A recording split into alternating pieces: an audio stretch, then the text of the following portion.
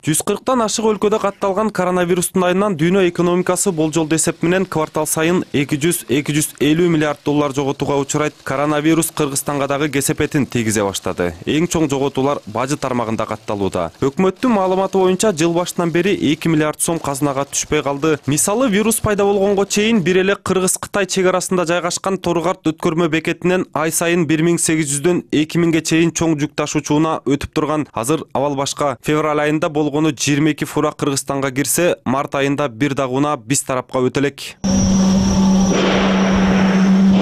Соода саттыкта Кытайдын биз үчүн мааниси чоң. Коңшу өлкөнүн Кыргызстандын товар айлануусундагы үлүшү 26,4%. 2019 жылы импорттогу үлүшү болсо 35,4%га жеткен. Кытайдан көбүнчө атамекендик өндүрүш үчүн сырьё келип турат.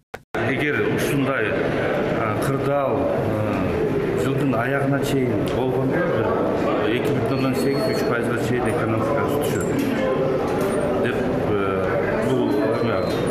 бул божомолдоп атабыз да. Ар кайсы сценарий менен бул ушундай бир сценарий боюнча бюджеттик тартыштар байкалат. Экономикалык жоготуулардын көлөмүн азайтуу үчүн бир катар чаралар көрүлө турган болду. 14 март күнү президент Сооронбай Жээнбеков Коопсуздук кеңешинин жыйынын өткөрүп, республикалык бюджеттен чыгашыларды үнөмдөө режимине өтүү керектигин айтты. Ошондой эле доонорлук коомчулук, анын ичинде дүйнөлүк, Азия өнүктүрүү банктары, эл аралык валюта фонду жана башка эл аралык каржы институттары менен республикалык бюджетти колдоого каражат бөлүп берүү боюнча сүйлөшүүлөр жүрүп жатат дейт экономика министри. Бирок ачык айтып коюш керек, бул экономикабызга терс таасирин мына тийгизет. Ошондуктан биз бюджеттик чыгашаларды экономдоо режиминде түзүш керек. Коркунучтарга, чакырыктарга биз даяр болушубуз керек.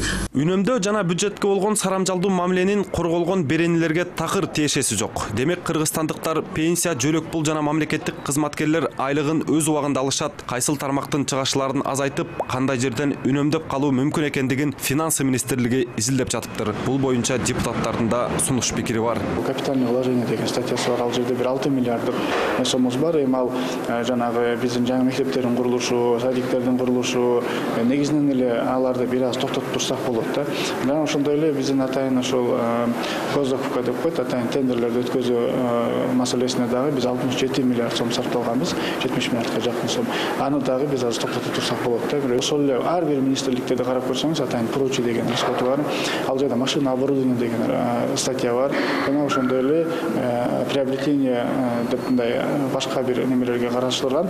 Мындайча айтканда защищенный эле статьяларды калтырып бардыгын, калган бардыгын аны эле токтоп турсак болот. Былтыр 28 ноябрда кабыл алынган 2020 жылдын бюджетинин киреше бөлүгү 163 миллиард 710,4 миллион сом. Чыгашасы болсо 171 миллиард 663,9 миллион сомго жетмек. Өлкө казынасынын дефицити 7 миллиард 953,5 миллион сом болору божомолдонгон эле. Бирок коронавирустун айынан бюджеттин киреше менен чыгаша бөлүгүнүн ортосундагы айырмачылык мындан да чоң болушу күтүлүп жатат. Так суммасы азырынча белгисиз.